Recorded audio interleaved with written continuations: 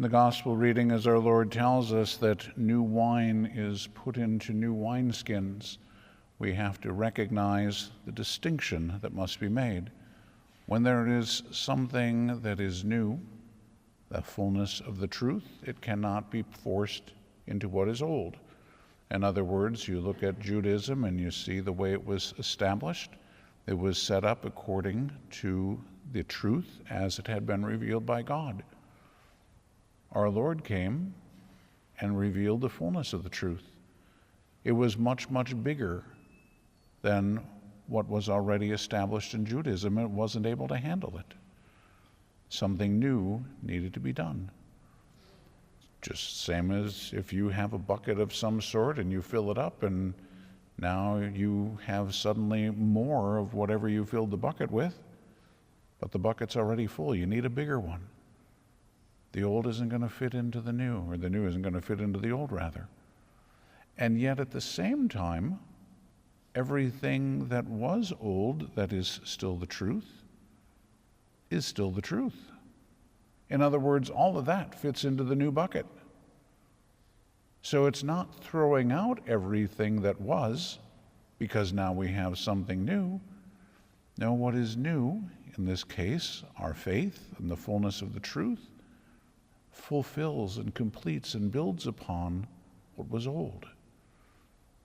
And so what God had revealed previously is still true, and it has not gone away. What has gone away are some of the practical things. You look at the law, for instance, there are two different kinds of laws. There are moral laws, and there are ritual laws. All the moral laws that God revealed in the Old Testament still remain intact today. They couldn't change. The ritual laws have all changed. So the kosher laws and all the laws of the way that they offered sacrifice and things, those have all changed. But the moral laws, those all remain. And I say that because now we see a couple of things in the first reading that we have to be able to see that these things remain true for us even in the new dispensation.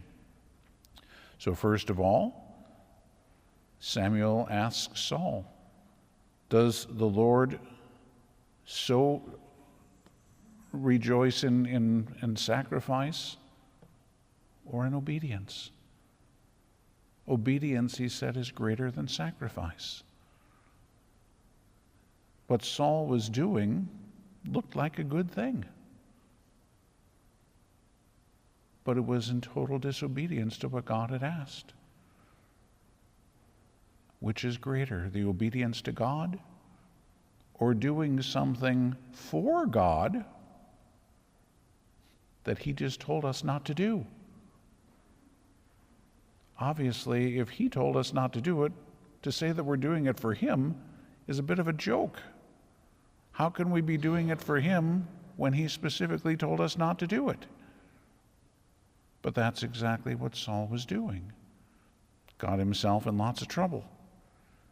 There are a couple of others, however, that we need to look at in the reading today too. He said, a sin like divination is rebellion. That's the problem that lots of people are getting themselves into today. With all the chaos that's going on, we want something to hold on to. And we have all kinds of Catholics who are looking at their horoscopes, or they're calling a medium, or they're going to have their palm read, or whatever goofball thing they're doing, playing tarot cards and Ouija boards and all these things. These are mortal sins. Absolute mortal sins. This isn't just, well, I know I probably shouldn't be doing it. No. It is a mortal sin. Let's be clear. It is rebellion against God. If you think that looking at the stars or someone looking at the palm of your hand or whatever, somehow that you're going to gain some kind of truth from this, the devil can do all kinds of things. As long as you step outside of the boundaries that God has set, the devil's going to have a field day with you. And always remember, the best lie is 9 parts truth. And so he's going to tell you a lot of truth, and you're going to look at it and go, oh, but look at it said this, and this is what my tarot card said, or this is what my medium said, or whatever. Yep, there'll be a lot of truth in there. Specifically to mess with your mind. Because there's also a lie in there.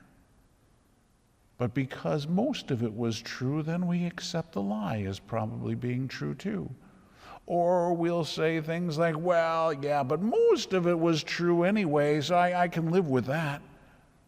Now, God is the truth. And so there's something that's not true, it's not of God.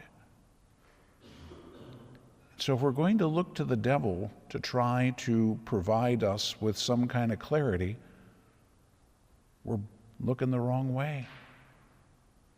We need to look to God. And then he says, presumption is the crime of idolatry. Presumption is the crime of idolatry. In other words, it's putting a false god in there. People fall into that. Oh, well, I'll just do this and then I'll go to confession. It's one thing to say, I really messed up and I need to go to confession. It's another to say, I'm going to plan this out. I'm going to choose to do this, knowing fully well that it's wrong, with the intention that I'll just go to confession. That's presumption. It is saying that we don't really care about God. In fact, I have put something in front of God.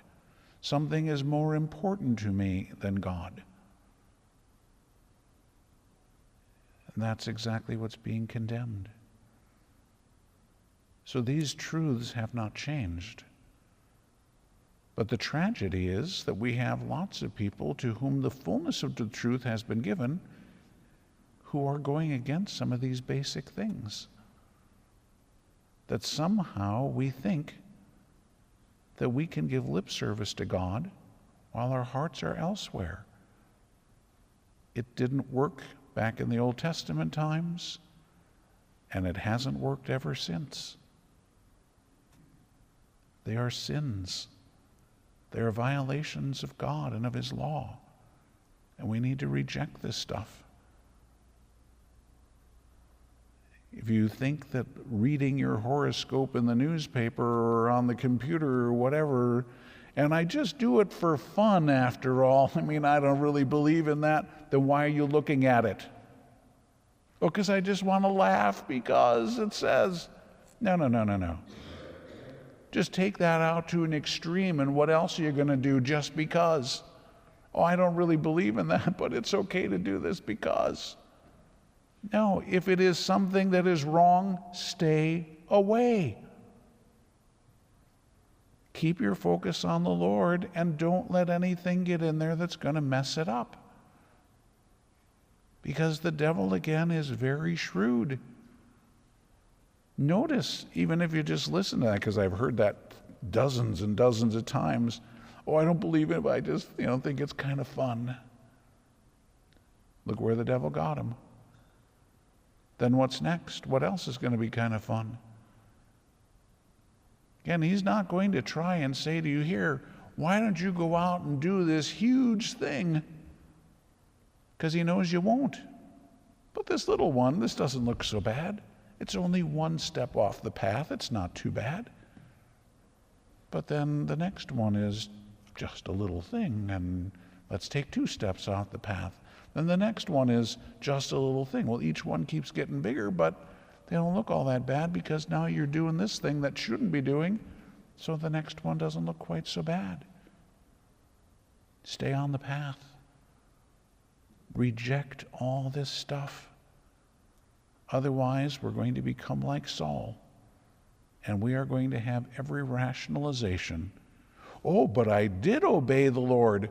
but I took some of the things that were banned. I mean, that's literally what he said. It's like they were banned by God. And yet somehow I obeyed him. No. So we are professionals at rationalization and justifying ourselves with anything and everything. You're not going to fool God. He knows what's in your mind and what's in your heart.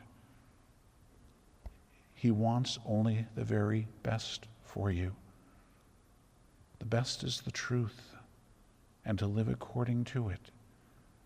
That's what's going to set you free. And the truth has not changed because the truth cannot change. So what was true in ancient days remains true today. Witchcraft, divination, any of these things are all mortal sins. Stay away from them and keep your focus on the truth. The truth is the very person of Jesus Christ.